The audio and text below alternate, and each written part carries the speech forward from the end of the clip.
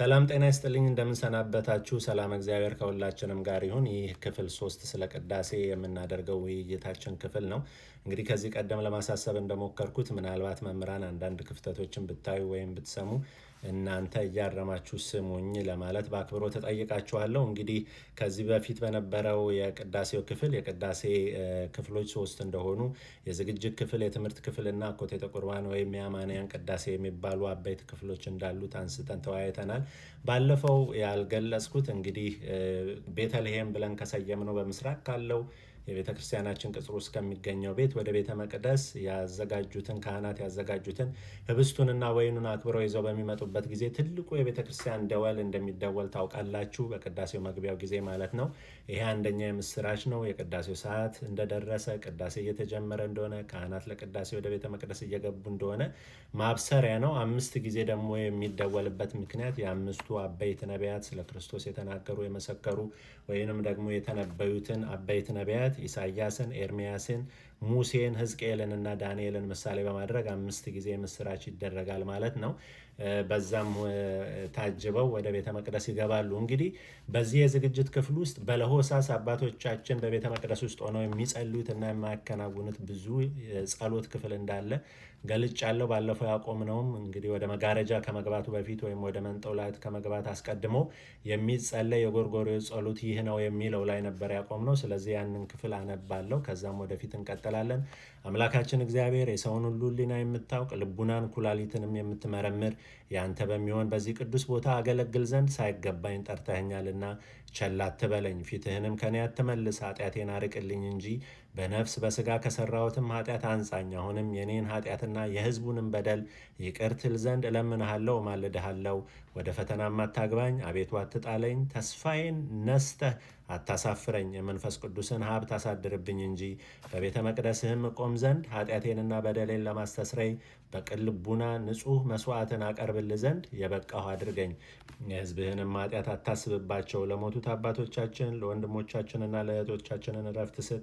ሕዝብህንም በካህሊነትህ አጽንተህ ጠብቃቸው። ከአንድ ልጅ ጋራ ለአንተ ምስጋና ይገባልና ለዘላለሙ አሜን እያለ ካህኑ ስለ ራሱም ምሕረትን ቸርነትን ይጠይቃል። እንግዲህ እንዲህ ባለ ራስን ዝቅ ማድረግ ትህትና እግዚአብሔርን ሳይገባኝ ለዚህ ምስጢር ስለመረጥከኝ ስለጠራኸኝ ፊትህን ከኔ አታርቅብኝ አትመልስብኝ እያለ ስለ ራሱም ኃጢአት እንዲሁም ደግሞ ስለ ሞቱትም ጭምር በሕይወት ስላለነውም ስለ ሁላችንም ይጸለያ ማለት ነው። ስለዚህ ይህ ሁሉ ጸሎት ስለኛ እየተከናወነ ጥለን መሄድ የሌለብንና የቅዳሴ ጸሎትን ከጀመሩ በኋላ ማቋረጥ ተገቢ አይደለም የሚባልበት ምክንያት ይሄ ነው። ዋናው እንግዲህ ጸሎቱ ስለኛ ነው፣ ስለኛ ኃጢአት ነው። ምልጃ ካህኑ በእግዚአብሔርና በእኛ መካከል የሚያቀርበው ማለት ነው። እና ይህን የመሰለ ጸሎት ይህን የመሰለ አምልኮ ጥሎ መሄድ እንደማይገባ እንግዲህ ከልምድ መውጣት ያለብን ለዚህ ነው። በቃ ቅዳሴ ደረሰ ተባብሎ ጎረቤት ተጠራርቶ መሄድ ደርሶ መምጣት የልምድ ምልልስ አለመሆኑን ግቡ ደግሞ የክርስቶስ ሥጋና ደምን መቀበል እንደሆነ ልንረዳ ይገባል ማለት ነው። ኤንድ ኦፍ ዘ ዴይ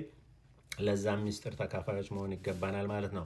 ከዚህ ቀጥሎ ደግሞ የባስልዮስ ጸሎት የሚባላል። ይሄን ይጸለያል። አምላካችንና ፈጣሪያችን እግዚአብሔር ሁሉም በቃል የፈጠርክ ወደዚህ ምስጢር የሚያገባህን በጥበብህ ሰውን የፈጠርክ በእውነትና በሚገባ ይፈርድ ዘንድ በፍጥረት ሁሉ ላይ ገዢ እንዲሆን ያደረግከው በመዝገብህ የምትኖር ጥበብን ስጠን። አቤቱ ንጹሕ ልቡናን ፍጠርልን፣ ኃጢአታችንንም አስተስሪልን። ነፍሳችንን ስጋችንን አንጻ።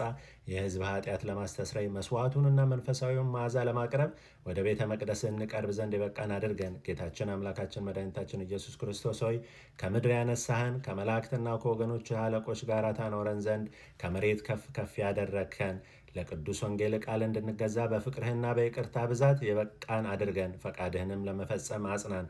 በዚህ ሰዓት መዓዛ ያለውን በጎ መስዋዕትና ቸርነትህን ደስ የምታሰኝ መንፈሳዊት ፍሬንም እናቀርብልሃለን። በይቅርታና በቸርነትህ እናገኝ ዘንድ ማግኘቱን ስጠን። ይህንንም መስዋዕት ያለ ነውር ተቀበል። በእኛ ላይ በዚህም በቁርባናችን ላይ መንፈስ ቅዱስን አሳድር። ለምስጋና ይሆን ዘንድ ወልድ ዋህድ ጌታችን አምላካችን ኢየሱስ ክርስቶስ ሆይ ምስጋና ለአንተ ይሁን ለዘላለሙ አሜን ብሎ እንግዲህ ከዚህ በኋላ ወደ ውስጥ ገብቶ 3 ጊዜ በታቦቱ ፊት ይስገድ፣ ዮሐንስንም ጸሎት ይጸልይ ይላል። እንግዲህ ሌሎችም ጸሎቶች አሉ በለሆሳስ የሚከናወኑ ያላነበብኩላችሁ እነዛን ሁሉ ጸሎቶች ካህኑ በእግዚአብሔር ፊት ያደርሳል ማለት ነው። ከዚህ በፊት በነበረው ክፍል እንደገለጽኩት ለዚህ ለቅዳሴው አገልግሎት የሚውሉ ነዋያተ ቅድሳት የተቀደሱት ነዋያት ላይ ሁሉ በእያንዳንዳቸው ላይ የሚጸለይ ጸሎት አለ። ይሄንን እንግዲህ የቅዳሴ መጽሐፍ ትልቁ ካላችሁ በዝርዝር የምታገኙትና የምትገነዘቡት ይሆናል ማለት ነው። እንግዲህ ሌላው ደግሞ አባቶቻችን ካህናት አገልግሎት ከመጀመራቸው በፊት የሚለብሱትን ልብሰ ተክህኖ ታውቃላችሁ። የራሱ ስርዓት አለው። ለምን ካህናት እንደዚህ ያለ የተለየ የክብር ልብስ የቅዳሴ የካህን ልብስ ይለብሳሉ የሚለው በብሉይ ኪዳንም እንደዚሁ በአዲስ ኪዳንም ብዙ መነሻዎች አሉት። በኦሪት ዘጸአት 28:2 ላይ እንደተገለጸው የተቀደሰውንም ልብስ ለክብርና ለመለያ እንዲሆን ለወንድም ለአሮን ስራለት ተብሎ እንደታዘዘው በኦሪት ዘጸአት ምዕራፍ 39 ላይ ልብሱ እንዴት እንደሚሰራ የካህናት ልብስ እንዴት መዘጋጀት እንዳለበት በዝርዝር የተዘጋጀ አለ። እንዲሁም ደግሞ ካህናት በአገልግሎት ጊዜ የተለየ ልብስ እንዲለብሱ የታዘዙበት በኦሪት ዘሌዋውያን ምዕራፍ 16:4 ላይ አሮን የተቀደሰውንም የተልባ እግር ቀሚስ ይልበስ እየተባለ እንደተነገረው እንግዲህ ክህነት ከፍተኛ ክብር እንደዚሁም ደግሞ ለከፍተኛ አገልግሎት የተጠሩ ስለሆኑ ዲያቆናትም ካህናትም የተለየ ልብስ የክህነት ልብስ የአገልግሎት ልብስ ለብሰው አገልግሎቱን ይፈጽማሉ ማለት ነው። በሐዲስ ኪዳንም በራእይ 4:4 ላይ 24ቱ አለቆች በዙፋኑ ዙሪያ ነጭ ልብስ ለብሰው እንደነበረ የወርቅ አክሊልም ደፍተው እንደነበረ ተገልጿል። እና ቅዳሴ የሰማያዊ አምልኮ እንደዚሁ ምሳሌ ነው ብለን እንደመቀበላችን አባቶቻችን ካህናት ይሄንን ልብሰ ተክህኖ ለብሰው ይቀድሳሉ ማለት ነው። እና የሚቀድሰውም ካህን ይላል እዚህ ስርዓቱ ላይ በመፍራት ይቁም። ተመልከቱ፣ እንዲሁ ዝም ብሎ በድፍረት ማንም በእግዚአብሔር ፊት መቆም እንደማይገባ የሚገልጽ ነው። ከሁሉም አስቀድሞ አንድ ጊዜ በታቦቱ ፊት ይስገድ፣ አንድ ጊዜ ለቀሳውስት፣ አንድ ጊዜም ለዲያቆናት፣ ልብሱንም በእጁ ያዝ፣ ፊቱንም ወደ ምስራቅ መልሶ 3 ጊዜ ሰግዶ አቡነ ዘበሰማያት ይበል ይላል። ዳግመኛም ወደ ሕዝቡ ይመለስ። ልብሱንም ፈጽሞ ከመልበሱ በፊት የሚያገለግለው ዲያቆን ምናልባት እንዳለ ይመልከት።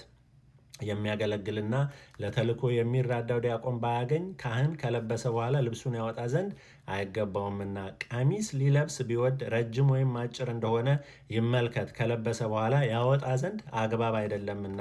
ከዚህ በኋላ እጀ ሰፊ ቀሚስ ይልበስ፣ በዝናር የሚሰራው ሕሊናውን ይሰብስብ፣ በዓለም ስራ ይዞር ዘንድ ፈጽሞም ከምስዋዑ በር እሱ እንኳ ይወጣ ዘንድ አይተወው። ጌታውን ለማገልገል እንደሚጠብቅና እንደሚተጋ ባሪያ የፍጥረቱን ሁሉ ጌታማ ፈጽሞ ማገልገል እንደምን ይገባ ይሆን እያሉ እንደ አንድ ጊዜ ልብሰ ተክህኖን ከለበሱ በኋላ ረዘመኝ፣ አጠረኝ፣ ሰፋኝ ብሎ ራሱ ማውለቅ ይከለክላል።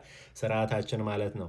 የሚቀድሱባቸው ጳጳስ ቢኖር ልብሱን ይዞ ወደ እርሱ ይሂድ ባርኮ ያለብሰው ዘንድ፣ ባይኖር ግን ራሱ ባርኮ ይልበስ ይላል። ካህናት ለዲያቆናት ባርከው ይሰጣሉ፣ ያን ይለብሳሉ ማለት ነው።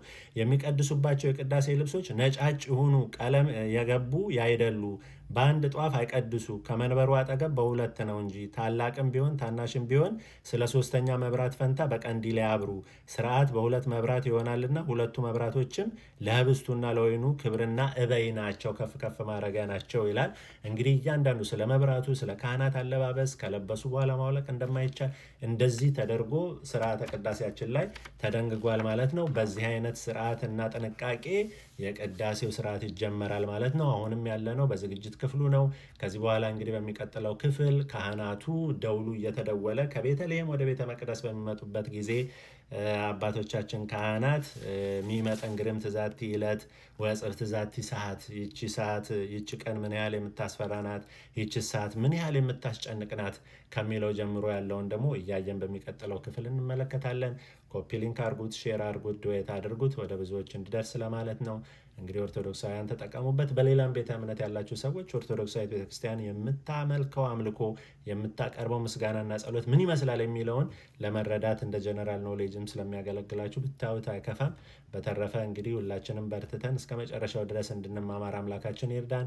ወስብሐት ለእግዚአብሔር። ሰላም ሁኑልኝ። ሼር አድርጉት።